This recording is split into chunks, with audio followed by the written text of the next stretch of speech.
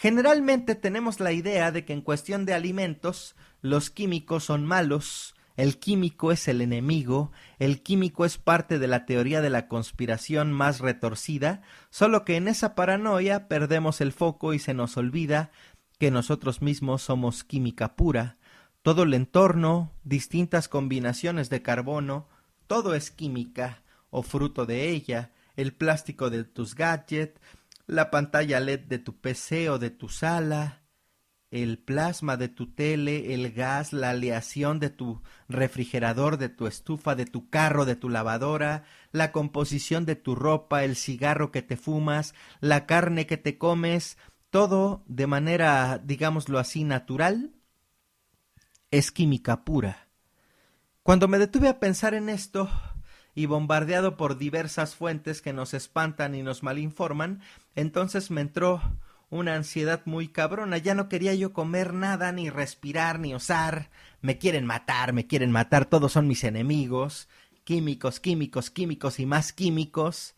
El efecto ese en el que la cámara que aparece mucho en House, hace un zoom in en tu cuerpo hasta llegar a tu interior, se me vino a la cabeza, químicos, químicos, químicos y más químicos, todo en este mundo es química, chingao.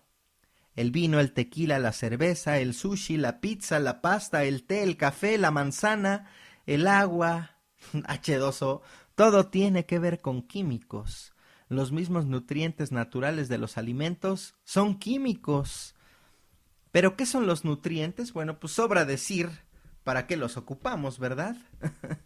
Entenderemos, agrupados en el término nutrientes, cualquiera de las sustancias contenidas en los alimentos que pueden ser asimilados por el organismo para cumplir una función metabólica. Esta definición puede resultar un poco restrictiva y ya que componentes como la fibra alimentaria no son digeridos ni asimilados por el ser humano, pero cumplen una función importante para la digestión. Distinguiremos como macronutrientes aquellas sustancias que constituyen la parte principal del alimento, entre las que se encuentran, bueno, pues el agua, las proteínas, los lípidos, los hidratos de carbono, incluyendo la fibra con la que nos alimentamos.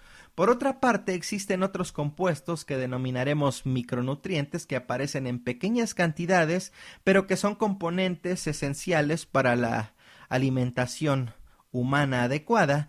Entre los micronutrientes consideraremos también una clase particular de sustancia que pueden o no ser asimiladas, pero que tienen gran importancia porque transmiten a los alimentos el color, el olor y el sabor, aunque su papel en el metabolismo sea prescindible o inexistente. También es conveniente tener en cuenta que además de nutrientes también se habla de algunos componentes tóxicos o llamados antinutrientes. Por tóxico se debe entender cualquier sustancia que una vez absorbida por el cuerpo es susceptible de provocar enfermedades o interferir en el metabolismo con consecuencias negativas para el organismo.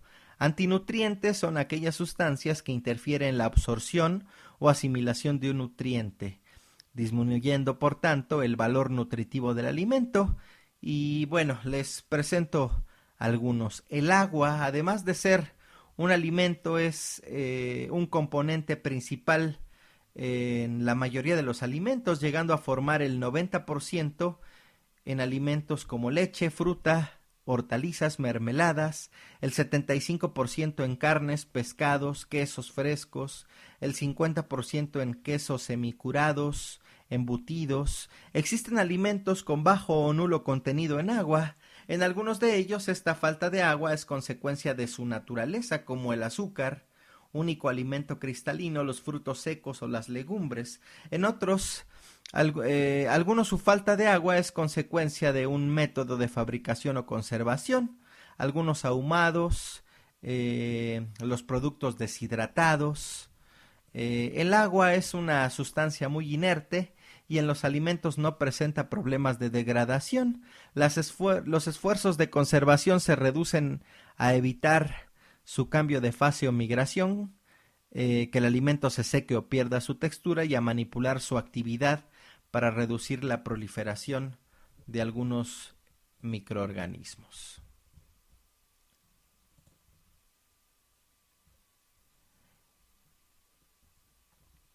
La transición cristalina, las sustancias como algunas proteínas e hidratos de carbono pueden encontrarse en un estado cristalino o en un estado amorfo.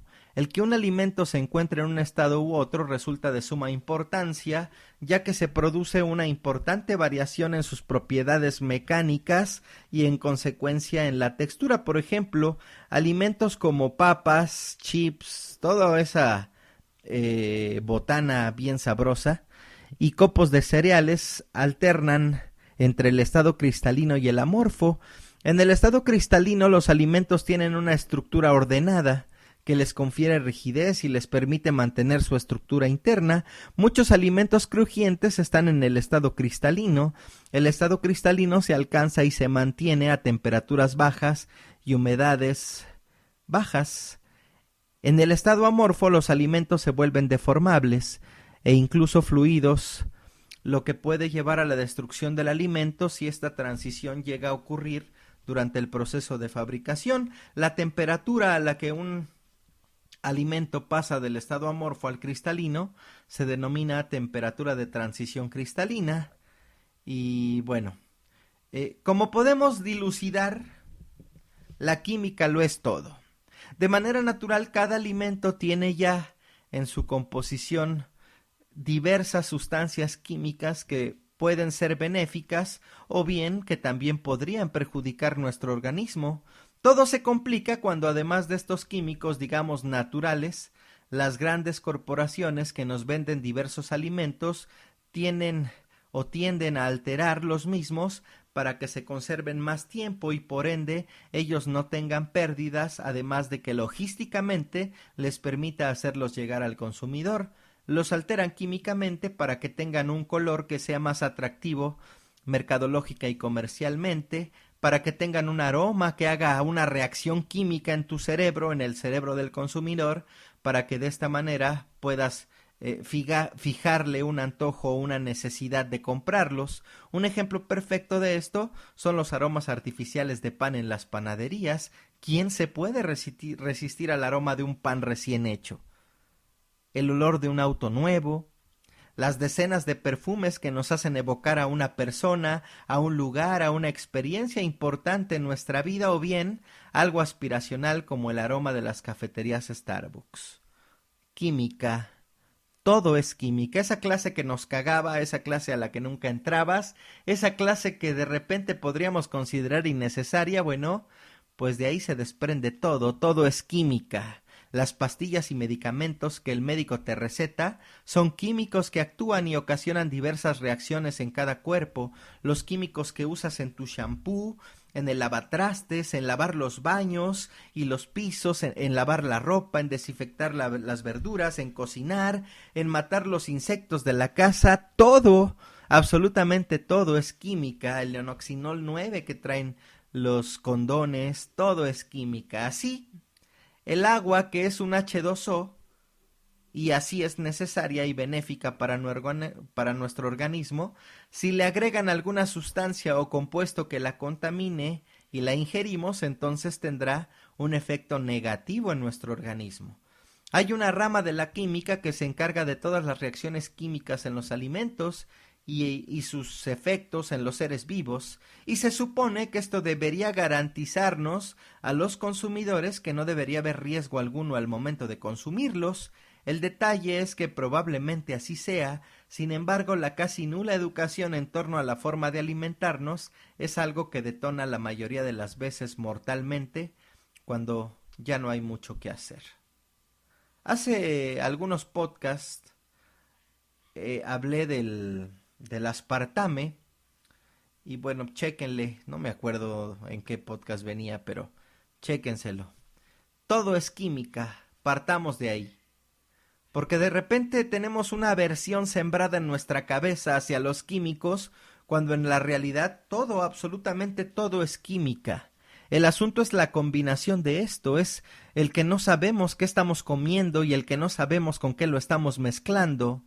No sé, por poner un ejemplo, puedo estar comiendo una carne con cierta proteína y aminoácido que me hace bien en ciertas dosis, pero si tengo una sobredosis de esa proteína o aminoácido, entonces tendré un problema grave con mi hígado. Puedo estar comiendo frutas y verduras bien chingonas, unas naranjas, pero si me excedo resulta que se activa una sustancia que sirve de laxante y todo el día estaré en el pinche baño acusando a algún químico del diablo que seguramente me comí porque las empresas son malas y me quieren ver muerto. y en realidad no es así. Ya para terminar con este tema y ligarnos al siguiente, les comparto un análisis bien completo que consolida de manera eficiente la información al respecto. Los compuestos químicos de los alimentos desde la perspectiva de la seguridad alimentaria. Este escrito es de María Eulalia Rimblas Corredor, en Murcia, España, y me parece que es muy interesante compartírselos.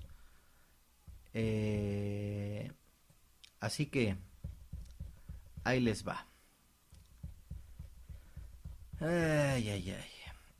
El desarrollo de la sociedad actual y la globalización han modificado radicalmente los hábitos alimenticios de la población, variando toda la industria agroalimentaria desde la producción agrícola y ganadera al desarrollo de nuevas tecnologías en el procesado y conservación de los alimentos.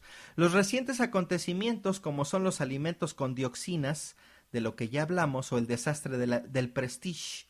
¿Qué fue el Prestige? Fue un desastre en el que se contaminaron algunos mares. Entre otros, bueno, han puesto de manifiesto la sensibilización de la población a la contaminación de los alimentos por productos químicos y la necesidad por parte de la administración sanitaria a aumentar los niveles de control de estos contaminantes en alimentos. Por eso de repente es tan peligrosa la corrupción, ¿sí? O sea, nosotros creemos que ser corruptos es ser inteligentes, cuando en realidad la gente que corrompe a las autoridades sanitarias de los países son gente sin escrúpulos que al final se van a joder a millones de personas solamente por unos cuantos pesos. Y digo unos cuantos pesos no porque en dinero sea poco, sino que comparado con el valor de las vidas, pues no justifica. Es de todo sabido que los productos químicos están relacionados directamente con el desarrollo de la sociedad y de forma particular podemos decir que sin estos compuestos la tecnología alimentaria no estaría en los niveles actuales. Por otra parte, la Unión Europea pone de manifiesto los riesgos que conlleva la exposición a estos productos y en especial el aumento de cánceres y alergias, siendo una de las más importantes vías de entrada de estos contaminantes al organismo la ingestión a través de alimentos, por lo que la seguridad alimentaria juega un papel relevante en la prevención de la salud con relación a los productos químicos, abarcando las actuaciones preventivas realizadas por la Administración Sanitaria desde la limitación del uso o prohibición de ciertos compuestos químicos, mediante la publicación de normas legales, a la realización de actuaciones de vigilancia y control, comprobándose el establecimiento por parte de la industria alimentaria de sistemas de autocontrol. Sobre el tema que nos ocupa, son muchos los autores que lo han tratado, desde diferentes enfoques y puntos de vista. Se trata, por tanto, de un tema muy extenso del que mucho se ha escrito y del que todavía queda mucho por escribir y sobre todo investigar, que analizaremos pretendiendo dar una visión general, sencilla y actualizada para lo que se ha realizado una refundición de los tratados más actuales de seguridad alimentaria. Y bueno, este es el contexto del trabajo que vamos a estarles compartiendo, ¿sí? Al afrontar el tema de la contaminación de alimentos, hemos de ser conscientes de que hablar de seguridad alimentaria para gran parte de la población del planeta no es solo un problema de calidad, sino también de cantidad, ya que la pobreza es el determinante de morbimortalidad más importante del planeta. En la Cumbre Mundial de Alimentos organizada por la Organización Mundial de las Naciones Unidas para la Agricultura y la Alimentación, la FAO, se definió seguridad alimentaria como: existe seguridad alimentaria cuando todas las personas tienen en todo momento acceso físico y económico a suficientes alimentos inocuos, nutritivos, para satisfacer sus necesidades alimentarias y sus preferencias en cuanto a los alimentos a fin de llevar una vida activa y sana. Luego entonces, en México no tenemos seguridad alimentaria. En muchas partes de Latinoamérica, de Centroamérica, de Sudamérica no tenemos seguridad alimentaria. No hay la garantía para poder acceder física y económicamente a los alimentos que los nutran. La pobreza extrema avanza y sigue avanzando, y esa mamada de la cruzada contra el hambre es una verdadera pendejada que solo lo creen los pendejos. Existe, por lo tanto, seguridad alimentaria cuando se dan 4 condiciones: oferta y disponibilidad de los alimentos adecuados, valió madre; estabilidad de la oferta sin fluctuaciones ni escasez en función de la estación o año; acceso de los alimentos o la capacidad de producirlos; buena calidad e inocuidad de los alimentos. En el entorno de los países de la Unión Europea, la consecuencia de las 3 primeras condiciones está garantizada, por lo que podremos decir que existe seguridad alimentaria cuando los alimentos están en buenas condiciones higiénicas y son inocuos para la salud. Esto obviamente en América no aplica, en África no aplica, y bueno, desde siempre el hombre ha encaminado la elaboración de alimentos a procurar que estos sean más duraderos, higiénicos, nutritivos, saludables, sabrosos y económicos de producir. En las últimas décadas, el crecimiento demográfico, los cambios en los hábitos alimentarios y el desarrollo de la tecnología de alimentos ha sido muy espectacular, lo que se traduce en una mayor producción de alimentos con intensificación de la actividad agrícola y ganadera, lo que ha dado como resultado la transformación de los bosques, desarrollo de una agricultura intensiva con utilización de plaguicidas, alimentos genéticamente modificados. Hoy en día existe un interés especial por productos que promueven un estado de salud y bienestar. Así pues, se están modificando los perfiles nutritivos de los alimentos, reduciendo aquellos nutrientes relacionados con el desarrollo de enfermedades y aumentando aquellos otros cuya carencia pudiera también provocar enfermedad. Estos alimentos saludables son un mercado en expansión. El punto es que también se está convirtiendo en una modita.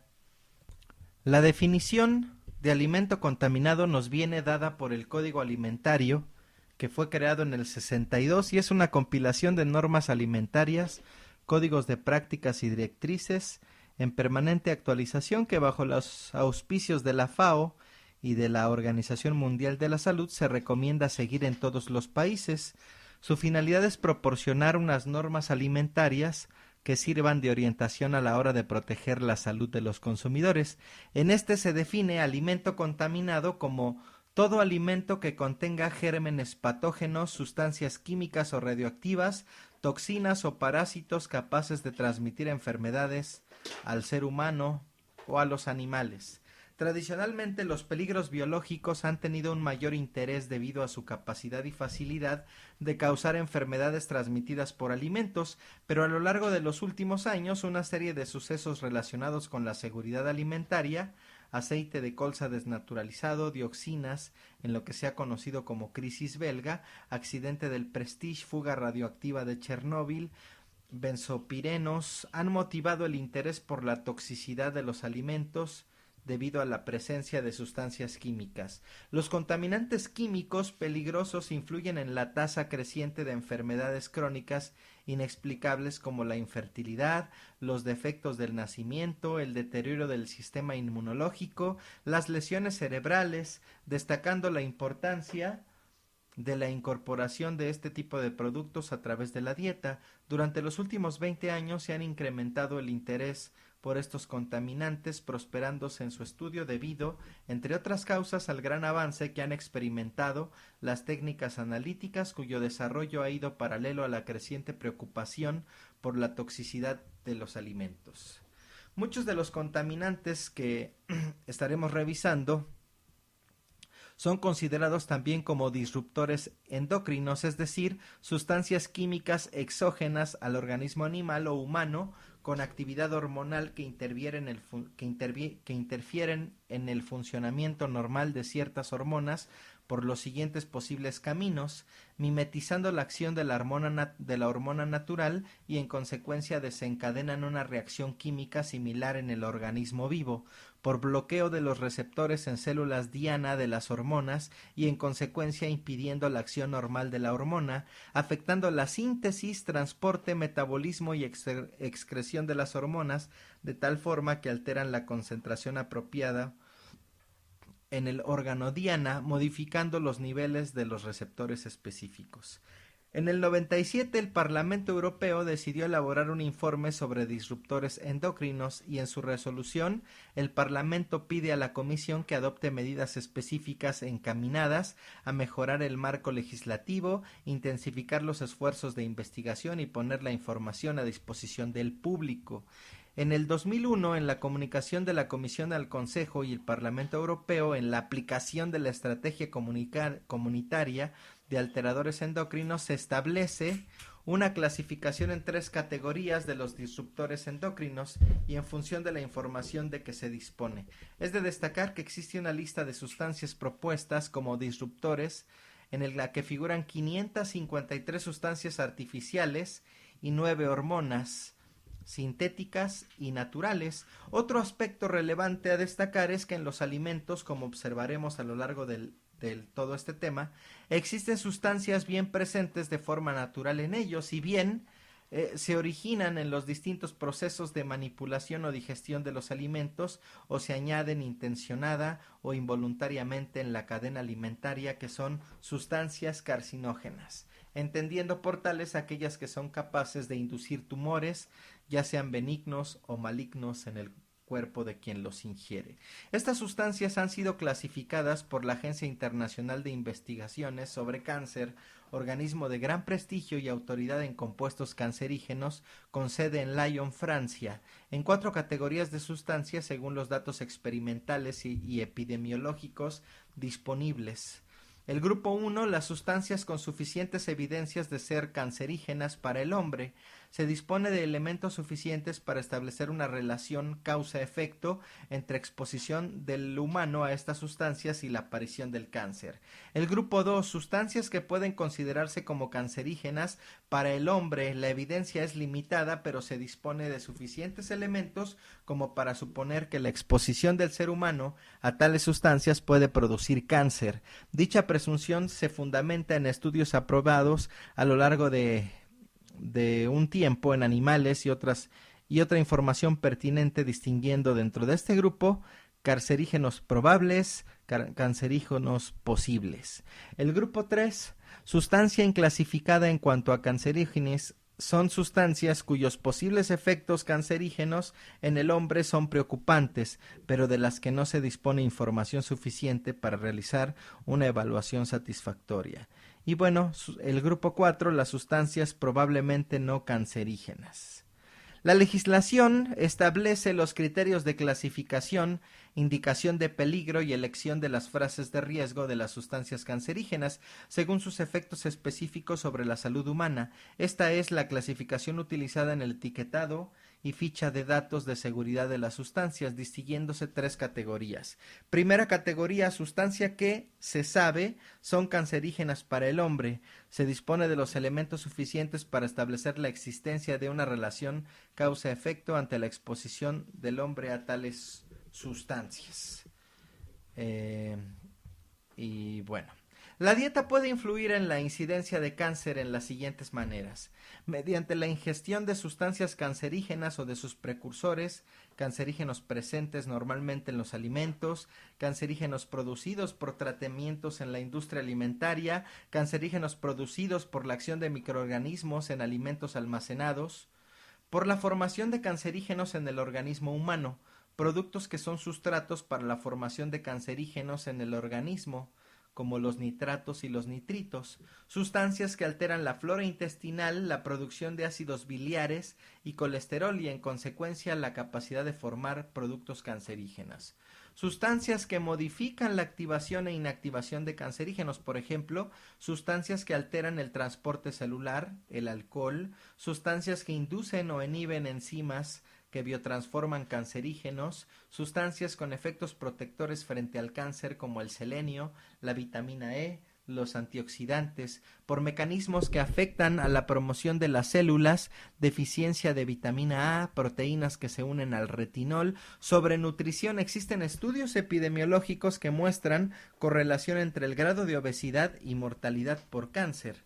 El tema que nos ocupa ha sido tratado por muchos y distintos autores, pero se trata de un tema en el que debido a la modificación de los hábitos alimentarios, la globalización, el avance de las técnicas analíticas, nuevos conocimientos y avances relacionados con algunas enfermedades, está sujeto a cambios continuos. En este tema trataremos aquella parte de la seguridad alimentaria relacionado con los productos químicos, sirviendo este trabajo para realizar un recorrido a través de las distintas posibilidades de contaminación de los alimentos por agentes químicos dentro de la industria alimentaria, incorporando aspectos y competencias sanitarias, con lo que se consigue dar una visión desde el punto de vista de la administración, incorporándose ejemplos de iniciativas a nivel europeo encaminadas a la disminución del riesgo que entrañan a estos contaminantes. Y bueno, las competencias del Servicio de Seguridad Alimentaria en relación a los productos químicos.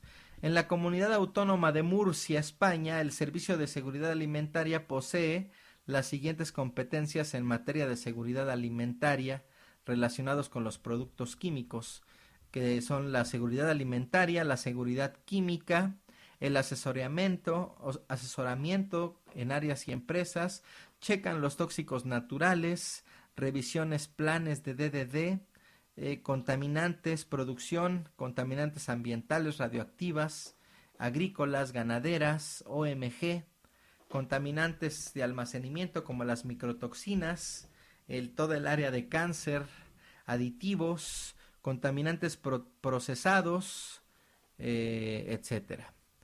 Observando todo esto, podemos deducir que la seguridad química dentro de la seguridad alimentaria es una amplia parcela que está relacionada con el resto de temas que se tratan desde el Servicio de Seguridad Alimentaria, con otros temas tratados desde otros departamentos de la propia Consejería de Sanidad e incluso con aspectos gestionados desde otras consejerías e instituciones.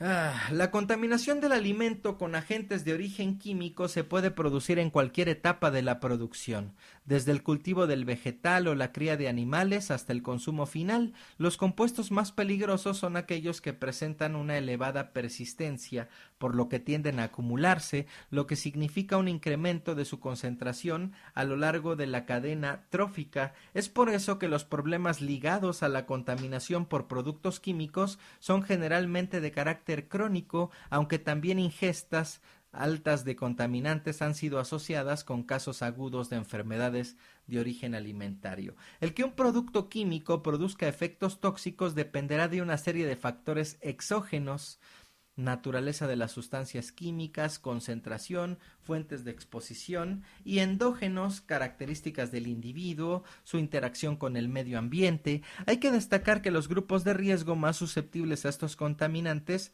son los niños, las mujeres gestantes y aquellos individuos que padezcan enfermedades crónicas. En definitiva, los contaminantes presentes en los alimentos tienen una dimensión toxicológica más compleja que los productos aislados por las posibles interacciones con los propios nutrientes u otros constituyentes, siendo fundamental no solo que estos contaminantes se identifiquen, sino también que se establezcan las propiedades toxicológicas de cada uno de ellos y de la mezcla de todos, pues pueden existir fenómenos de sinergia aditiva, potenciación y o antagonismo, además de su peligrosidad aumenta, ya que en la mayoría de los casos los altos niveles de contaminantes no alteran las características organolépticas del alimento. Sabemos que los productos químicos pueden contaminar la cadena trófica alimentaria, por lo que es necesario conocer las cantidades que contienen los alimentos y cuáles son los niveles aceptables que se pueden ingerir. Esta cantidad se conoce como dosis sin efecto o nivel sin efecto, no a él, y la definimos como la dosis más alta de una sustancia que no causa efectos adversos detectables en alimentos de experimentación, expresada normalmente en miligramos de producto por kilogramo del animal ensayado, y día, como las pruebas con animales no son exactamente extrapolables a los humanos, se aplica un factor de corrección, que es un factor de seguridad de acuerdo con la OMS y la FAO. Este factor se establece normalmente en la centésima parte de la dosis sin efecto, ya que se considera que un hombre puede ser 100 veces más susceptible a una sustancia potencialmente tóxica que el más sensible de los animales de experimentación. Los valores del factor de seguridad varían desde 10, si hay datos humanos, hasta 1000. La ingestión diaria admisible, IDA, es la dosis diaria que ingerida durante todo el periodo vital parece no entrañar riesgos apreciables para la salud del consumidor. Se expresa en miligramos de sustancia química por kilo de peso corporal y día. La IDA se establece sobre el estudio de toda la información disponible. Ya quedamos que la IDA es la ingestión diaria admisible, incluyendo datos de las propiedades bioquímicas, metabólicas, toxicocinéticas y toxicológicas del contaminante. En la determinación de la cantidad de contaminantes presentes en los alimentos es de vital importancia el que la toma de muestras sea representativa, debiéndose seguir protocolos de muestreo ya establecidos en la legislación y que las determinaciones analíticas se realicen mediante métodos de análisis validados, que son aquellos cuyas características de eficacia se han determinado mediante ensayos interlaboratorios y que son aceptados a efectos de control y legislación. Por todo lo anterior se pone de manifiesto que los contaminantes químicos en alimentos es un tema muy extenso, del que mucho se ha escrito y del que todavía queda mucho por escribir e investigar, que analizaremos pretendiendo dar una visión general sencilla y actualizada. Existen muchas formas de clasificar los contaminantes susceptibles de incorporarse a la cadena alimentaria. Una de ellas sería atendiendo a la naturaleza orgánica o inorgánica del contaminante, aunque en este capítulo se clasifican desde el punto de vista del origen o momento en el que el contaminante puede incorporarse a los alimentos, aunque existen contaminantes que pueden llegar al alimento por distintas rutas. Constituyentes tóxicos naturales, contaminantes incorporados durante el método de producción, contaminantes incorporados durante el almacenamiento, aditivos, contaminantes incorporados durante procesados y preparación de los alimentos. Los alimentos son las sustancias químicas más complejas a las que los seres humanos están continua y directamente expuestos. Los productos vegetales, animales y marinos que el hombre consume contienen un número elevado de compuestos de origen natural, muchos de los cuales aún no han sido identificados. Existen numerosos compuestos tóxicos que podemos encontrar de forma natural en algunos tipos de alimentos, siendo posibles que se nos presenten algunas posibilidades en alimentos que contengan estos. Alimentos que han de ser consumidos en unas determinadas cantidades o que incluso su consumo se prohíbe. Alimentos con efectos tóxicos retardados, sustancias antinutritivas. Ya vimos lo que son sustancias antinutritivas.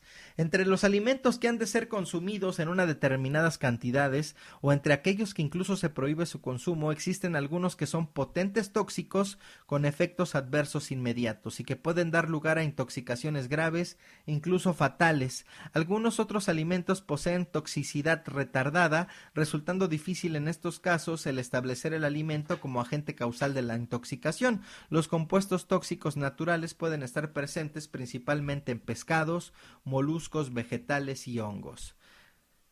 Los alimentos marinos. Es posible clasificar las especies marinas en tres amplias categorías toxicológicas: especies no tóxicas, especies tóxicas en determinada época o circunstancia y especies tóxicas. Acuérdense, por ahí está la leyenda de que solamente puedes comer mariscos en los meses con R. No sé qué tan cierta sea, pero tiene mucho que ver con esto que dice el segundo punto de que hay especies tóxicas en determinadas épocas o circunstancias. Las principales intoxicaciones se originan por la ingestión de moluscos y pescados que contienen biotoxinas que bien son producidas por dinoflagelados o que son segregadas para combatir a los depredadores. Las sustancias tóxicas presentes en pescado pueden concentrarse en tejidos o órganos específicos, pudiendo establecerse tres grandes grupos en función de la distribución de la toxina: ictiosarcotóxicos, músculos, piel, hígado e intestinos;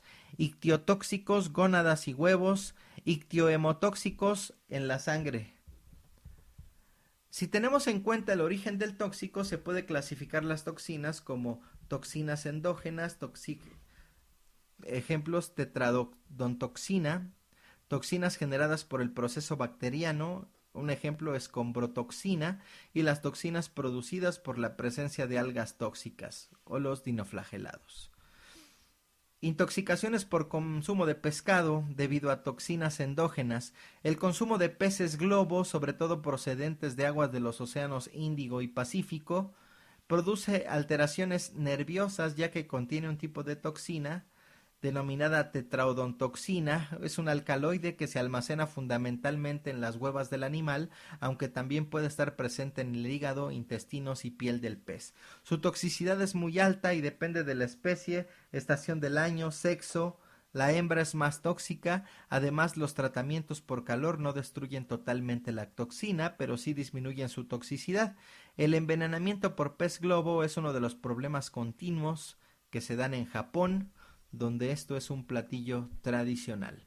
Existen dos intoxicaciones de síntomas leves producidas por ciertas especies de salmonetes y sardinas, pescados muy habituales en nuestra dieta. En la intoxicación por salmonetes, los síntomas empiezan a los 10 menos 90 minutos e incluyen debilidad de coordinación muscular, alucinaciones.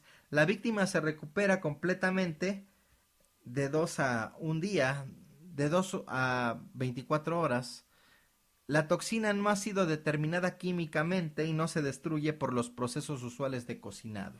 La intoxicación se debe al consumo de peces clupeotóxicos, aproximadamente 20 especies, con la característica de que son tóxicos esporádicamente y por lo tanto no se puede predecir la intoxicación, ya que muchos de los pescados implicados, sardinas, son usualmente no tóxicos y los procesos de cocinado no eliminan su toxicidad. El primer síntoma de la intoxicación en humanos es una sensación de sabor metálico en la boca, seguido de síntomas gastrointestinales que se acompañan con taquicardia, hipotensión, cianosis, incluso shock. Posteriormente aparecen síntomas neurológicos, hipersalivación, parálisis muscular progresiva, trastornos respiratorios y coma. Las generadas por proceso bacteriano. Existen ciertos tipos de peces de la familia de los escómbridos y especies afines, cabayas, atunes, bonitos, que al ser consumidos producen dolor de cabeza, vómitos y alteraciones gastrointestinales y dérmicas. Estas alteraciones se deben a que en estos peces se encuentra presente un tipo de toxina llamada escombrotoxina, mezcla de productos derivados de histamina, saurina, metabolitos de histidina que se forman por la acción de las bacterias, produciéndose esta sintomatología cuando su cantidad supera las 200 partes por minuto.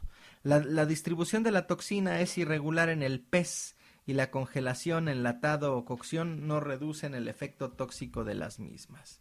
Y debido a la presencia de algas tóxicas, el consumo de moluscos bivalvos como mejillones, ostras, almejas, larvas de crustáceos y otras especies marinas, cuando se ha producido proliferación de algas tóxicas en el fitoplancton marino, puede producir distintas alteraciones dependiendo del tipo de toxina que se encuentra en su interior. Las toxinas que podemos encontrar en estos animales se nombran en función de la alteración que producen al consumidor.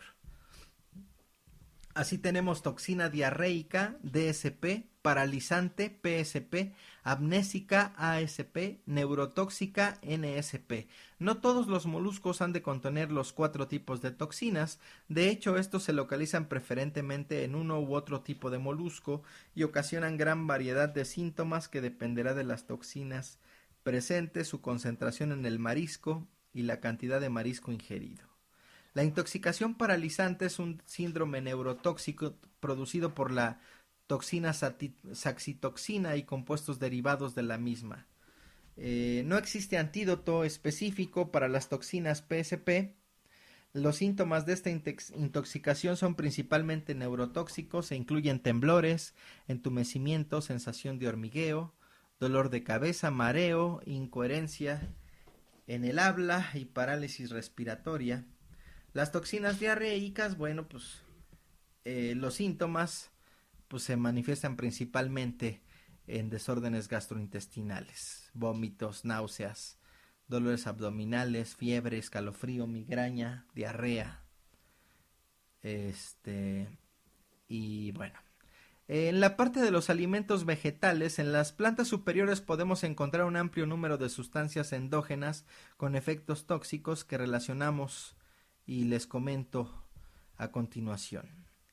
Glucósidos cianógenos como la amigdalina, la durrina, la linamarina, estos son tóxicos y se podrían encontrar en alimentos como la mandioca, las almendras amargas.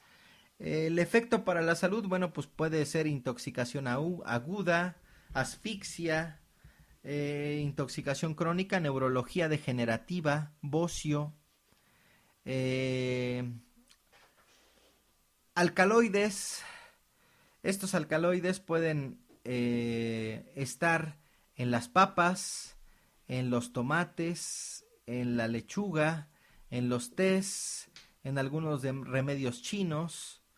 Y bueno, pues te puede tener efectos para tu salud, puede tener cáncer, puede darte cáncer, efectos circulatorios, hemólisis, y bueno. Aminas vasoactivas, otro tóxico, dopamina, tiramina, histamina. Esto se puede encontrar en las frutas, plátanos, cítricos, tomate maduro, cebada, en vinos, cervezas, carnes, pescados, vegetales, quesos, jamón. ¿Y qué provoca? Bueno, pues crisis intensas, migrañas. Otros estimulantes y compuestos psicoactivos, la cafeína, metilsantinas, dioscorina, todo esto se encuentra en el café, en el té, en la pimienta negra, en el perejil, en las zanahorias, en el apio. Y bueno, pues esto te puede producir cáncer. Los latirógenos están en la almorta y pues puede producir parálisis en ciertas extremidades. Aminoácidos tóxicos y cicacina te puede producir parálisis cancerígena. Flavismo está en las habas y puede darte anemia hemolítica. Sustancias fenólicas y alcohólicos y alcoholes pueden venir en mango, en pistaches, en frijoles, en fresas, perejil, licores cítricos, té, vino, café. Y bueno, pues tienes riesgos cardiotóxicos, dermatóxicos y cancerígenos. Fitoestrógenos, isoflavonas, lactonas, pues esto lo tiene el ajo, la salvia, y esto te puede producir infertilidad. Y bueno, todas estas sustancias pueden dar lugares a intoxicaciones, pudiendo encontrar situaciones como estas, sustancias que se encuentran en concentraciones suficientemente altas para que su toxicidad se manifieste en el alimento, como por ejemplo el caso de la dioscorina en patatas o en papas, que actúan como depresoras del sistema nervioso central, dando lugar a delirios y convulsiones.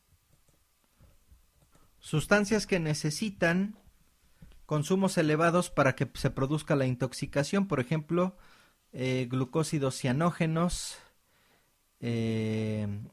o inhibidores de la colinesterasa, entre los que se encuentran los alcaloides, solanina, chaconina, tomatina, presentes en tubérculos y partes comestibles de frutas y vegetales. Aunque el consumo de hongos superiores no supone un porcentaje alto de la dieta humana, presentan un riesgo tóxico si tenemos en cuenta la frecuencia de intoxicaciones en relación al número de personas expuestas. Solo hay de 30 a 50 especies tóxicas que dan lugar al 70% de las intoxicaciones naturales. Y bueno, existen también sustancias antinutritivas que ya vimos, que son aquellas capaces de producir déficit nutricional por interferir en la utilización y función de los nutrientes. Sustancias que interfieren en la absorción, bueno, pues es el ácido fítico, presente en cereales, leguminosas, oxalatos, que está presente en espinacas, en apio. Sustancias que interfieren en la digestión de las proteínas, pues es las lectinas, presentes en algunas leguminosas, en las papas, saponinas, en cacahuate, alfalfa, polifenoles en semillas de algodón, sustancias que inactivan o incrementan los requerimientos en vitaminas, ejemplo, oxidasa ácido ascórbico, presente en duraznos, lechugas, calabaza, y antirretinol y anticarotenos en naranjas. Y bueno, toda la contaminación producida durante la producción de los alimentos, están las contaminaciones ambientales, las contaminaciones radioactivas, los organismos modificados genéticamente, contaminaciones agrícolas, contaminaciones por producto de uso ganadero. Todo eso afecta y podría contaminar todo lo que nos comemos. Todas las dioxinas, bueno, pues ya vimos que las dioxinas contaminan la tierra y el agua en la que se siembran el alimento que nos vamos a jambar, ¿no? Algunos de los elementos o de las sustancias más tóxicas, pues es el mercurio, uno de los principales metales usados por el hombre. Sus propiedades curativas y algunos de sus compuestos se utilizaron para tratar sífilis, en pomadas, y actualmente se utiliza con fines médicos. Un jabón mercurial para el tratamiento de la psoriasis. La toxicidad del mercurio es conocida desde la antigüedad, citándose ya intoxicaciones en el tiempo de los romanos.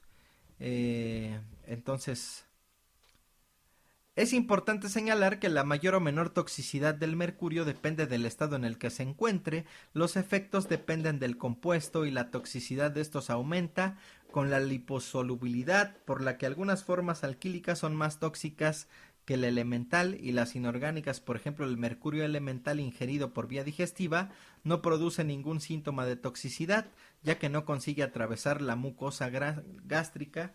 Sin embargo, las formas iónicas del mercurio actúa como importante inhibidor de las enzimas y pues te jode, ¿no? El plomo, bueno, pues entre los metales tóxicos el plomo reviste una particular importancia. Es un metal pesado que, hasta donde se sabe, no cumple ninguna función fisiológica normal en el humano. Se distribuye ampliamente de forma natural en el ambiente, en el aire, en el agua, en el suelo, en los animales, siendo sus fuentes naturales la erosión del suelo, el desgaste de los depósitos de los minerales de plomo, las emanaciones volcánicas. Los minerales más importantes que contienen plomo son la galena, la cesurita, la anglesita, etcétera, etcétera, etcétera, ¿no? El arsénico y sus derivados siempre han sido un punto de interés para la toxicología. Ocupa el lugar número 20 en el orden de abundancia de los elementos de toda la corteza terrestre. El arsénico presente en el medio ambiente deriva de fuentes naturales, actividad volcánica, meteorización, y de la actividad antropogénica, fundición de minerales, combustión de carbón, plaguicidas, pinturas, preservadores de la madera, en la industria del vino, medicamentos, cerámica, industria electrónica. Los compuestos del arsénico son absorbidos por el organismo por inhalación en un 25 a un 40%, por ingestión en el 95%, o a través de la piel, especialmente los compuestos organoarsenicales. Entonces, el arsénico, el cadmio es un elemento que no se encuentra nativo, se halla en la naturaleza asociado a muchos minerales y casi siempre va asociado con el zinc. Por ello, el nombre del cadmio deriva de la palabra griega con la que se conocía al óxido de zinc. el hombre ha liberado cadmio al ambiente sin saberlo desde que estuvo capacitado para fundir y refinar metales como el zinc, el plomo y el cobre. Es uno de los elementos más tóxicos y tiene una vida media larga y se acumula en los seres vivos de manera permanente. Los radioisótopos. Los isótopos de un elemento químico poseen el mismo número atómico que el elemento, pero difieren en el número de masa. La contaminación radioactiva de los alimentos puede tener origen natural o artificial. La contaminación natural, bueno, pues como consecuencia de la radioactividad que siempre ha existido en nuestro planeta, todos los alimentos y por consiguiente nuestro organismo posee mayor o menor grado de radioactividad. Entonces, la contaminación artificial, bueno, pues hay elementos radioactivos que aparecen cuando se producen fugas de centrales nucleares. El incidente de Chernóbil nos ha puesto la muestra de la rapidez con la que los isótopos se introducen en la cadena de alimentos, observándose un aumento de los niveles de radiación casi de forma inmediata en cultivos de verduras, hortalizas y leche de vaca. Y bueno, los organismos modificados genéticamente, OMG. Se define OMG como organismo, con la excepción de los seres humanos, en el que el material genético ha sido modificado de una manera que no se produce naturalmente en el apareamiento ni en la recombinación natural. Esta modificación en el material genético se puede deber a la introducción, eliminación o modificación de los genes. Son, por tanto, organismos en cuyo genoma se ha incorporado de forma estable un segmento de ADN utilizando técnicas de ingeniería genética. Este término se emplea como sinónimo de organismos transgénicos. Así pues, con la denominación de alimento transgénico se entiende aquellos alimentos que contienen uno o más ingredientes derivados de organismos modificados mediante ingeniería genética. Existen decenas de ellos, tanto de origen animal como vegetal, aunque la mayor parte de los alimentos transgénicos son vegetales. Los productos transgénicos que han obtenido permiso de comercialización deben de cumplir los criterios establecidos por la legislación en el ámbito de la Unión Europea, americana o del continente que sea, debiendo de ser necesario, útil, seguro para la salud humana y el medio ambiente, que sus características sean las declaradas y que además se mantengan en el tiempo. Los productos regulados por la legislación son el maíz, la soya, la colza, semillas de algodón de uso exclusivo en aceite, etc. La incorporación de alimentos transgénicos al mercado ha provocado un debate social y científico sobre los beneficios y perjuicios que reportan. Se trata de alimentos donde las grandes multinacionales productoras ejercen una gran presión económica frente a la presión social de los grupos ecologistas que se oponen y el desconocimiento que presenta el consumidor. Entre los posibles perjuicios que se le atribuyen podríamos citar que son resistentes a antibióticos, alergias, retardos en el desarrollo del sistema inmunitario y riesgos para el medio ambiente. Son sin duda los alimentos más evaluados y con los análisis efectuados a la fecha de hoy, no hay datos científicos que indiquen riesgo para la salud del consumidor, en teoría. Y bueno, la contaminación también se da en todo lo que tiene que ver con ganadería.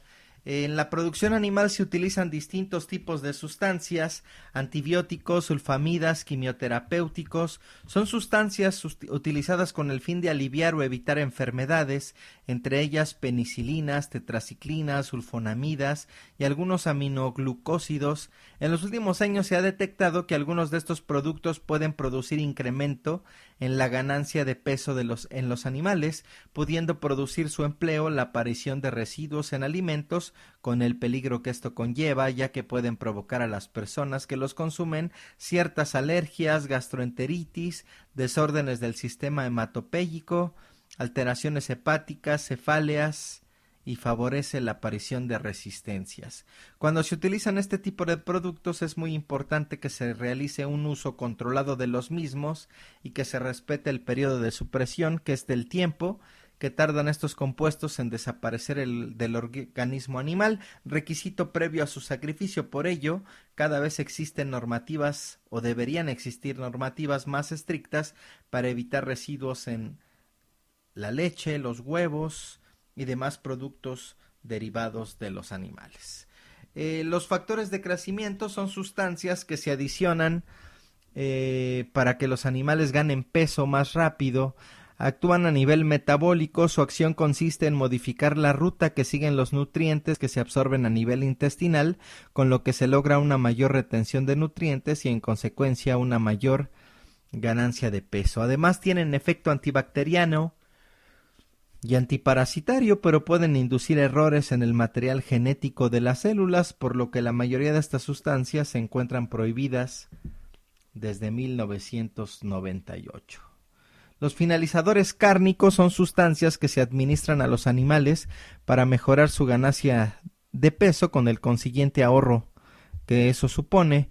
Existen numerosos compuestos que se han utilizado con este fin, compuestos hormonales, sustancias antitiroideas, clenbuterol y otras. No hace mucho vendían unos portafolios de carne bien chingones en el Walmart. No hace mucho, no, sí ya tiene, yo creo que tiene como unos 6 o 7 años que en algún momento yo los compraba y de repente dejaron de haber y resultó que los quitaron porque estaban atascados de clenbuterol. Entonces, así las cosas, cabrones. Y bueno, todo esto es lo que nosotros, los riesgos que tenemos nosotros al momento de decidir ingerir tal o cual alimento, y como podemos ver dentro de la química natural de los alimentos, toda la parte comercial tiende a modificarlos genéticamente para reforzar las ganancias, para minimizar los riesgos económicos, claro está. Y bueno, así las cosas. Estamos llenos de aditivos alimentarios. Los aditivos son... Por eso es que hace rato yo decía o citaba una línea de la película Matrix, si el pollo sabía pollo porque así sabe el pollo, o realmente alguien decidió que el pollo supiera de esa manera. Entonces, ese es digamos que el tema central. Y bueno, como podemos ver, todas estas cosas suceden justo antes de que nosotros nos llevemos a la boca algo. De repente son varias sustancias que de manera natural o artificial vienen en los alimentos y que nos provocan cánceres, modificaciones en las alergias. De repente somos alérgicos a algo que antes no éramos, cuestiones mutagénicas, dermatitis, conjuntivitis, efectos vasodilatadores, efectos gastrointestinales, etcétera, etcétera. Entonces, tengamos o preocupémonos más bien por todo lo que tiene que ver con nuestra alimentación,